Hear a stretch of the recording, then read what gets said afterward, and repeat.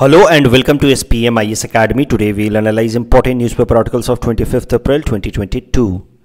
Please note you can download the PDF version of today's newspaper analysis by clicking the link given in the comment section. You can also join our WhatsApp group through the link given in the description section for more study materials. Students, please note we at SPM IS Academy are starting a new foundation course from upcoming 29th April. So interested students can contact us on the contact details given here. This is the list of the topics that we will be covering from today's newspaper. The first article is about Panchayati Raj Divas. This topic is important from our syllabus GS paper to Indian polity point of view. तो देखिए, हर साल 24 अप्रैल यानी कि कल का दिन जो बीता हुआ कल का संडे था, दैट इज सेलिब्रेटेड एज पंचायती राज दिवस. तो आखिर इसी तारीख को 24 अप्रैल को ही क्यों पंचायती राज दिवस मनाते हैं, इसकी थोड़ी सी बैकग्राउंड समझ लेते हैं. देखिए, 1992 में आपको पता है कि इंडिया के अंदर जो पॉलिटिकल सिस्टम है इसमें एक मेजर चेंज लाया गया by bringing 73rd amendment act, and with this the Panchayati Raj system was given a constitutional status. So this Panchayati Raj act was passed on this or was brought into effect from this particular date 24th April 1993, right? तो ये बात आप ध्यान रखना कि 24 April 1993 को ही ये जो 73rd अमेंडमेंट एक्ट था जिसकी मदद से पंचायती राज इंस्टीट्यूशंस को कॉन्स्टिट्यूशनल स्टेटस मिला, वो इफेक्ट में लाया गया. और देखिए, वैसे तो 1993 से पंचायती राज इंस्टीट्यूशंस कॉन्स्टिट्यूशनल स्टेटस उनको मिल गया था, but national Panchayati Raj day पहली बार 2010 में सेलिब्रेट किया गया और तब से हर साल ये national Panchayati Raj day celebrate किया जा रहा है. और इस दिन को हम लोग हमारे देश के अंदर जो ग्रास रूट लेवल पे डेमोक्रेसी इंट्रोड्यूस की गई उसके लिए सेलिब्रेट करते हैं. वैसे तो पंचायती राज सिस्टम हमारे देश के अंदर, हमारे जो लोकल पॉलिटिकल सिस्टम है उसके अंदर एंशियंट टाइम से उसका हिस्सा रहा है, as you all must be doing. पुराने ज़माने से ही ऐसा रहा है कि क्योंकि पुराने ज़माने में तो विलेज एरिया में, रूरल एरियाज़ में एडमिनिस्ट्रेशन तो था नहीं, तो वहाँ के लोग अगर कोई डिस्प्यूट होता था तो कैसे रिजॉल्व करते थे. तो वहीं के 5 लोग मिल करके, 5 जो पढ़े लिखे या समझदार लोग माने जाते थे, उन 5 लोगों को मिल करके एक पंचायत बना दी जाती थी. So this is how Panchayati Raj system is an old system of local government which is amalgamation of 2 words panch and ayat. Panch means 5 people and ayat means rule या असेंबली. और ये पंचायत का काम होता था to settle dispute between individuals और between different villages. Over a period of time आज़ादी के बाद भी पंचायती राज इंस्टीट्यूशंस को अलग अलग कमेटी के रिकमेंडेशन पे, आई होप आपको याद होगा, बलवंत राय मेहता कमेटी या अशोक मेहता कमेटी, GVK लंकर कमेटी और फिर LM सिंघवी कमेटी के रिकमेंडेशन पे इसको कॉन्स्टिट्यूशनल स्टेटस दिया गया. ये आपको याद होना चाहिए. अब पिछले बार जो APSC का प्रीलिम्स हुआ था उसमें भी ये सवाल उन्होंने पूछा था कि कौन सी ऐसी कमेटी के रिकमेंडेशन पे पंचायती राज इंस्टीट्यूशन को कॉन्स्टिट्यूशनल स्टेटस दिया गया. That was LM Singhvi committee. ये सब बहुत बेसिक बातें हैं, आपको पता होगा. तो अब आप समझ गए 24 अप्रैल का सिग्निफिकेंस. लेकिन याद रखिएगा, 24 अप्रैल 1993 से Panchayati Raj institution came into existence as a constitutional body, but it was celebrated, this day was celebrated as a national Panchayati Raj day since 2010. अब करंट न्यूज़ क्या है, तो देखिए, पंचायती राज दिवस पे हमारे प्रधानमंत्री नरेंद्र मोदी जी ने पूरे देश के पंचायत को एड्रेस किया फ्रॉम पल्ली village of Samba district of Jammu and Kashmir. तो पल्ली गांव में जा कर के फिर वहाँ से उन्होंने जो संबा डिस्ट्रिक्ट ऑफ जम्मू कश्मीर का हिस्सा है वहाँ से उन्होंने पूरे देश के पंचायती राज इंस्टीट्यूशंस के हेड को या मेंबर्स को एड्रेस किया. इस एड्रेस के दौरान उन्होंने कुछ इंपॉर्टेंट अनाउंसमेंट्स किए जिनको आपको समझना चाहिए. सबसे पहले तो उन्होंने कहा कि जो पल्ली विलेज है इसको इंडिया का पहला कार्बन न्यूट्रल पंचायत बनाया जाएगा. तो ये PT पॉइंट ऑफ व्यू से याद रखना. दूसरा, उन्होंने वहाँ से अनाउंसमेंट किया एक नई इनिशिएटिव का जिसका नाम है अमृत सरोवर इनिशिएटिव. अमृत सरोवर इनिशिएटिव के हिसाब से हर एक डिस्ट्रिक्ट के अंदर 75 वाटर बॉडीज़ को रिजुविनेट किया जाएगा. तो जो पॉन्ड्स वगैरह होते हैं, छोटे मोटे पॉन्ड्स, इंडिया के हर एक डिस्ट्रिक्ट से इस तरह के 75 वाटर बॉडीज़ को आइडेंटिफाई किया जाएगा और उनको रिजुविनेट किया जाएगा ये दूसरा अनाउंसमेंट किया प्रधानमंत्री नरेंद्र मोदी जी ने, जिसको नाम दिया गया अमृत सरोवर इनिशिएटिव। उसके अलावा उन्होंने संबा डिस्ट्रिक्ट, जहां से वो एड्रेस दे रहे थे या एड्रेस कर रहे थे पंचायती राज के मेंबर्स को, उस संबा डिस्ट्रिक्ट में उन्होंने इनॉग्रेट किया ओपनिंग ऑफ 108 जन औषधि केंद्र। तो 108 जन औषधि केंद्र वहाँ संबा डिस्ट्रिक्ट में ओपन किए गए। अब ये न्यूज़ इंपॉर्टेंट नहीं है, पीटी पॉइंट ऑफ व्यू से याद रखना है Palli as first carbon neutral panchayat, दूसरा अमृत सरोवर इनिशिएटिव 75 वाटर बॉडीज़। अब ये मत याद रखना कि संबा डिस्ट्रिक्ट में 108 जन औषधि केंद्र खोले गए, लेकिन मैंने इसको बस इसलिए बताया ताकि आपको बता सकूं कि जन औषधि केंद्र होते क्या हैं। देखो एकदम सरल सी भाषा है, बात समझ लो, फिर मैं डिटेल बताऊंगा। ऐसे जो जन औषधि केंद्र खोले जाते हैं भारत सरकार द्वारा, वहाँ पे वही सारी दवाइयाँ मिलती हैं जो बाकी किसी मेडिकल स्टोर पे मिलती हैं, लेकिन यहाँ पे कैसा है, उन दवाइयों का जेनेरिक वर्जन मिलता है। जैसे मान लीजिए कि एक ही कॉम्पोजिशन पैरासीटामोल, उसके अलग अलग ब्रांड आते हैं, डोलो एंड व्हाट नॉट, अलग अलग ब्रांड आते हैं ना। अब कुछ ब्रांड जो हैं उनका जो प्रोडक्ट है वो ब्रांडेड होता है, मतलब फिर कैसा है कि उनका दाम ज़्यादा होगा क्योंकि वो आईपी प्रोटेक्टेड रहता है, या ब्रांडेड ड्रग्स का दाम ज़्यादा रहेगा। उसी ब्रांडेड ड्रग्स, उसी पैरासीटामोल या उसी केमिकल कंपोजिशन वाला जेनेरिक ड्रग भी होता है। जेनेरिक ड्रग जो लोकल कंपनियों ने बनाया है और उसका दाम उतना ज़्यादा नहीं रहता है। तो अब दिक्कत क्या है कि हमारे देश में तो इलिटरेसी ज़्यादा है, लोगों को समझ है नहीं, और डॉक्टर लोग जो हैं वो बहुत बार मेडिकल कंपनियों से मिल करके महंगी दवाइयाँ लिख देते हैं, ब्रांडेड ड्रग्स लिख देते हैं, जबकि उसका जेनेरिक ऑल्टरनेटिव अवेलेबल होता है मार्केट में, लेकिन डॉक्टर लोग वो दवाइयाँ नहीं लिखते हैं। तो जो टैबलेट 10 रुपये का होना चाहिए उसके जगह पे हमें 100 रुपये का टैबलेट खरीदवा देते हैं डॉक्टर लोग। तो फिर उससे बचाने के लिए भारत सरकार ने इस तरह के जन औषधि केंद्र खोले हैं, जहाँ पे आप जाकर के अपने डॉक्टर की पर्ची दिखाओगे तो फिर वहाँ का जो वहाँ पे जो भी रिप्रेजेंटेटिव होगा इस दुकान पे जन औषधि केंद्र में, वो आपको वही दवाई, उसका जेनेरिक वर्जन सस्ते दामों पे दिला देगा। That is the simple objective और द कॉन्सेप्ट ऑफ भारतीय जन औषधि केंद्र। इसको 2008 में शुरू किया गया था अंडर जन औषधि कैंपेन, और इसको लॉन्च करने वाली ऑर्गेनाइजेशन है department of pharmaceuticals which comes under ministry of chemical and fertiliser. जैसा कि मैंने आपको बताया, the purpose is to provide quality generic medicine at affordable price. Generic medicine Jan Aushadhi stores पूरे इंडिया भर में इस तरह से खोले गए हैं, और वहाँ पे जो मेंबर्स होते हैं उनको हम लोग कहते हैं स्वास्थ्य के सिपाही।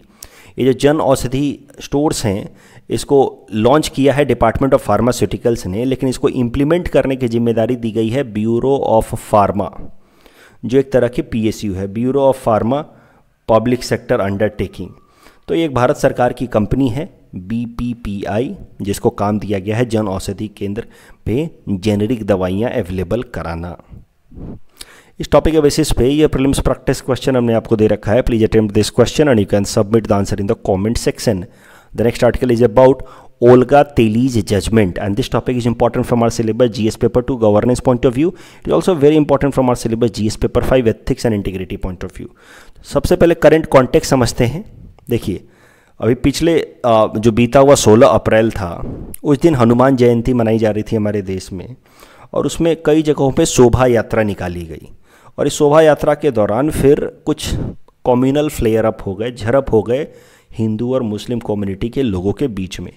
इस तरह की झड़प पहले शुरुआत हुई खंबात रीजन ऑफ गुजरात में, खारगोन एरिया ऑफ मध्य प्रदेश में, फिर इसी तरह की झड़प देखी गई जहांगीरपुरी एरिया में इन न्यू दिल्ली।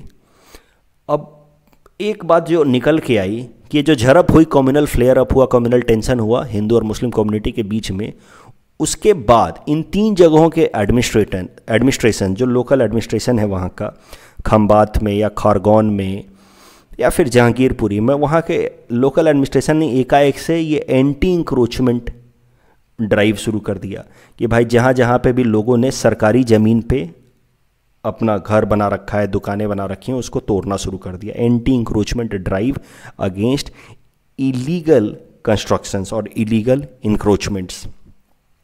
तो ये शुरू हुआ खंबात में, खारगोन में, और अब ये जहांगीरपुरी में भी शुरू हुआ।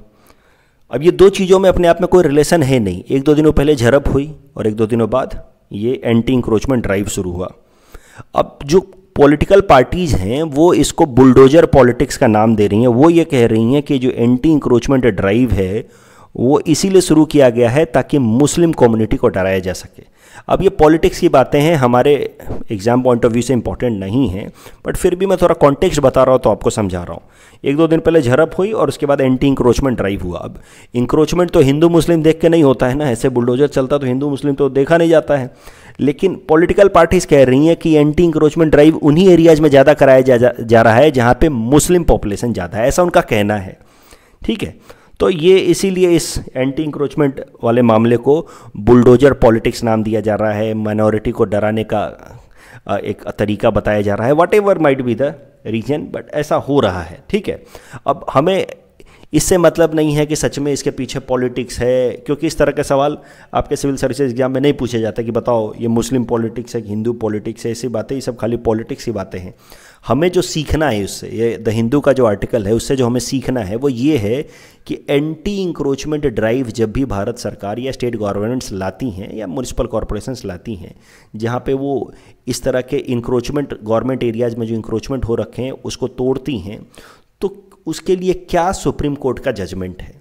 सुप्रीम कोर्ट का एक पुराना जजमेंट है इसको लेकर के, उसको आपको ध्यान में रखना है और उसका इस्तेमाल कर सकते हैं आंसर राइटिंग में। देखते हैं कैसे। तो ये जब ये जो जहांगीरपुरी जो दिल्ली वाला एरिया है जहाँ पे एंटी इंक्रोचमेंट ड्राइव चल रहा है, उसके खिलाफ एक सुनवाई चल रही है सुप्रीम कोर्ट के अंदर कि ये इंक्रोचमेंट ड्राइव कितना सही है कितना गलत है। तो उस केस के दौरान ये जो सुनवाई चल रही है जहांगीरपुरी इंक्रोचमेंट के अगेंस्ट, उसी के दौरान फिर एक पुराना सुप्रीम कोर्ट का जजमेंट जिसका नाम है ओल्गा तेली जजमेंट, उसका जिक्र किया गया। ओल्गा तेली जजमेंट काफ़ी पुराना जजमेंट है, 1981 में ये मामला शुरू हुआ था। इसको देखते हैं। ओल्गा तेली जजमेंट में था क्या कि बॉम्बे म्यूनिसिपल कॉरपोरेशन ने एकाएक से जो बॉम्बे वाले एरिया में जो स्लम ड्वेलर्स थे, जो सड़कों के आसपास घर बना करके रह रहे थे, उनको इविक्शन शुरू किया उनके खिलाफ, और एक मुहिम चलाई गई, एक इनिशिएटिव लिया गया जिसका गोल था कि जितने भी लोग हैं जो इलीगल तरीके से इंक्रोचमेंट करके बैठे हैं बॉम्बे की गलियों पे, सड़कों पे, उनको उनके जगहों से डिपोर्ट कराया जाए, बाहर भेजा जाए। या तो उनके प्लेस ऑफ ओरिजिन पे भेजा जाए, जहाँ से वो आए हैं वहाँ भेजा जाए, या फिर कम से कम उनको सिटी से बाहर, तो बॉम्बे शहर से तो बाहर भेजा ही जाए। तो ये इविक्शन ड्राइव एकाएक से शुरू हुआ 1981 में बाय बॉम्बे म्यूनिसिपल कॉरपोरेशन। फिर ये मामला सुप्रीम कोर्ट पे पहुंचा under heading Olga Tellis case, और ओल्गा तेली केस में सुप्रीम कोर्ट ने कहा कि pavement dwellers to have right to life and dignity guaranteed under article 21, और राइट टू लाइफ के अंतर्गत आता है राइट टू लाइवलीहुड। और राइट, ये लोग जो सड़कों पे रह रहे हैं ये कोई शौक से नहीं रह रहे। वो देखिए ना मूवी, वो जॉली एलएलबी कहता है कौन है ये लोग, कहाँ से आते हैं। ठीक है, और बोलता है ना कि सड़कें सोने के लिए नहीं होती तो सड़कें गाड़ी चलाने के लिए भी नहीं होती। तो एक तरफ से आप देखिए तो इन लोगों को देख करके बहुत बार लोगों को फ्रस्ट्रेशन होता है कि अरे यार इन्होंने सड़कों को घेर रखा है, ट्रैफिक जाम कर रखा है। बट आप सोचिए तो कोई वहाँ शौक से तो रह नहीं रहा है, वो वहाँ पे अपनी लाइवलीहुड ढूंढने के लिए वहाँ पे वो काम कर रहे हैं। ठीक है, रोज़गार का जरिया, और कहीं ना कहीं उनको रोज़गार अवेलेबल कराना ये सरकार की जिम्मेदारी है। तो अगर लोग सड़कों पे हैं तो लोगों का फेलियर है, तो साथ ही साथ सरकार का भी फेलियर है। और सुप्रीम कोर्ट ने यही बात कही कि right to life and livelihood, right to life and dignity article 21 है फंडामेंटल राइट, और right to life with dignity में राइट टू लाइवलीहुड भी आता है। और ये लोग अपनी लाइवलीहुड को अर्न करने के लिए फुटपाथ पे रह रहे हैं, कोई शौक से नहीं रह रहे हैं। साथ ही साथ सुप्रीम कोर्ट ने यह भी कहा, अगर यहीं तक सुप्रीम कोर्ट रुक जाती तब तो फिर ये जितने भी इलीगल इंक्रोचमेंट थे सब जस्टिफाई हो जाते। तो यहाँ तक सुप्रीम कोर्ट नहीं रुकी। सुप्रीम कोर्ट ने अगला स्टेटमेंट भी दिया कि सुप्रीम कोर्ट ने कहा कि ये जो भी पब्लिक प्लेस पे अनऑथोराइज्ड इंक्रोचमेंट है ये गलत है, इलीगल है, लेकिन इसके बावजूद भी इन सारे जो इलीगल इंक्रोचर्स हैं इनको चांस दिया जाना चाहिए अपना साइड एक्सप्रेस करने का कि वो यहाँ पे क्यों हैं, और उनको एक प्रॉपर नोटिस देना चाहिए कहीं और भेजने से पहले, और उनको कहीं सरकारों को कोशिश करनी चाहिए कि इनके लिए कोई ऑल्टरनेट लाइवलीहुड मैकेनिज्म इंश्योर कराए बिफोर इंक्रोचमेंट। एकाएक से बुलडोजर चलाना is not right as per Olga Tellis judgement of supreme court. अब इसका कैसे इस्तेमाल करेंगे, और गवर्नेंस पेपर में तो इस्तेमाल कर ही सकते हैं, लेकिन इसका बेहतरीन इस्तेमाल हो सकता है एथिक्स पेपर में। इस तरह का केस स्टडी आपसे इस साल पूछा जा सकता है, क्योंकि इंक्रोचमेंट जो है आसाम रिलेटेड भी इंपॉर्टेंट है, और अब तो इंडिया लेवल पॉलिटिक्स में भी इंक्रोचमेंट काफ़ी इंपॉर्टेंट हो गया। आपसे इस तरह का सवाल पूछा जा सकता है कि you are a DC of a particular district where there have been many unauthorised encroachment. इस तरह केस स्टडी आ सकता है। केस स्टडी में आपको पता है कि अलग अलग आपको एक्शंस लिखने होते हैं कि I can take this action, I can take that action. हर एक एक्शन का आपको प्रोज एंड कॉन्स बताना होता है। तो एक एक्शन एंटी इंक्रोचमेंट के केस में आप लिख सकते हैं कि I will take up anti encroachment drive where I will remove such encroachment. लेकिन उसके निगेटिव साइड में आप फिर लिखना कि सुप्रीम कोर्ट का जो ओल्गा तेली जजमेंट है वो इस तरह के इंक्रोचमेंट ड्राइव के, यानी कि एकाएक से इंक्रोचमेंट ड्राइव के अगेंस्ट कहता है, by talking about right to livelihood. So one cannot go for eviction drive without giving proper notice, and eviction drive should be taken only after ensuring that these people have been given notice, and if possible ensure that these people get an alternate livelihood security as well. The next article is about 7th edition of Raisina Dialogue, and this topic is important from our syllabus GS paper 2 international relations point of view. Raisina Dialogue, देखो हर साल, पहले तो समझो कि रायसीना है क्या। देखो ये Raisina hill is known as seat of government of India. Bharat सरकार, नॉर्थ ब्लॉक और साउथ ब्लॉक, जहाँ पे भारत सरकार की अलग अलग मिनिस्ट्री, प्राइम मिनिस्टर ऑफिस से लेकर के डिफेंस मिनिस्ट्री, होम मिनिस्ट्री, ये सब के ऑफिसेज होते हैं, वो सबको मिला करके हम लोग कहते हैं रायसीना हिल्स। सो ये है seat of government of India.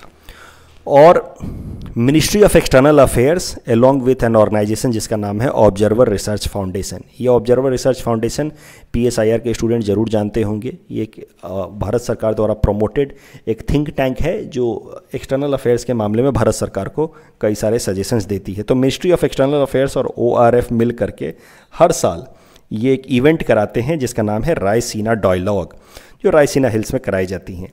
और रायसीना डायलॉग स्टार्टेड इन 2016। इस रायसीना डायलॉग में दुनिया भर से अलग अलग सिक्योरिटी एक्सपर्ट्स, पॉलिटिकल लीडर्स को इनवाइट किया जाता है स्पीचेस देने के लिए। मेन ऑब्जेक्टिव है रायसीना डायलॉग का कि जो एशियन कंट्रीज़ हैं हमारे, उनका पूरी दुनिया के साथ कोऑर्डिनेशन कैसे स्ट्रॉन्ग किया जाए। So that is Raisina dialogue.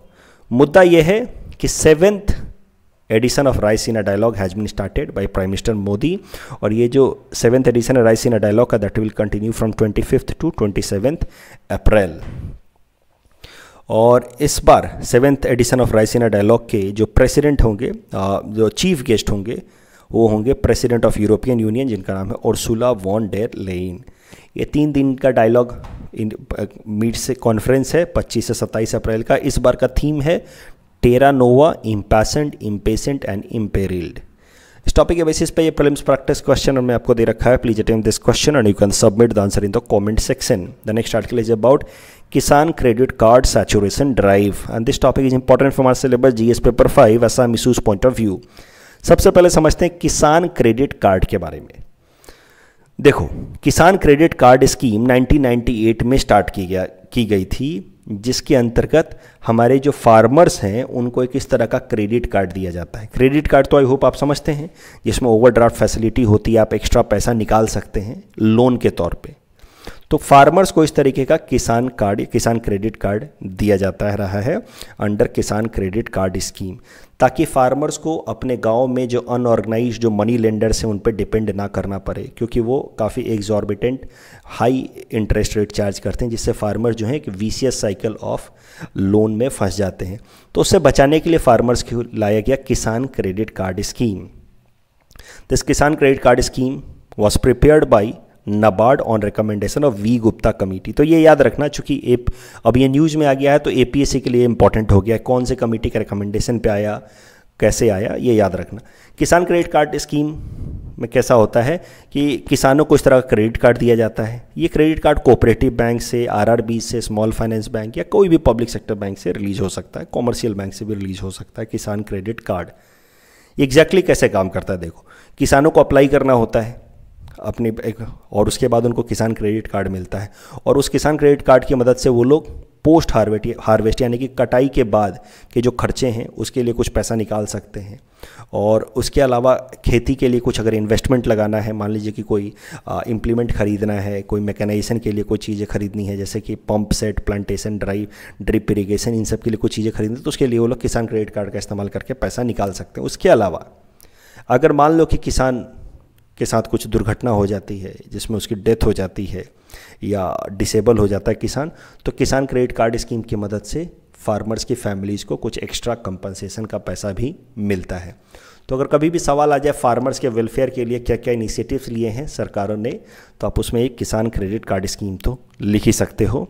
अब करंट न्यूज़ देखते हैं। देखो, किसान क्रेडिट कार्ड स्कीम कितने सालों से चल रहा है? 24 साल हो गए, 1998 से चल रहा है, लेकिन आज भी हमारे स्टेट में इसका पेनिट्रेशन काफ़ी लो है, यानी कि हमारे यहाँ के फार्मर्स को किसान क्रेडिट कार्ड स्कीम के अंतर्गत ज़्यादा फ़ायदा नहीं मिला है। इतने सारे फार्मर्स में से हार्डली 2 लाख, अगर डाटा देखा जाए तो लगभग 2 लाख फार्मर्स के पास किसान क्रेडिट कार्ड इनिशिएटिव के अंतर्गत किसान क्रेडिट कार्ड है।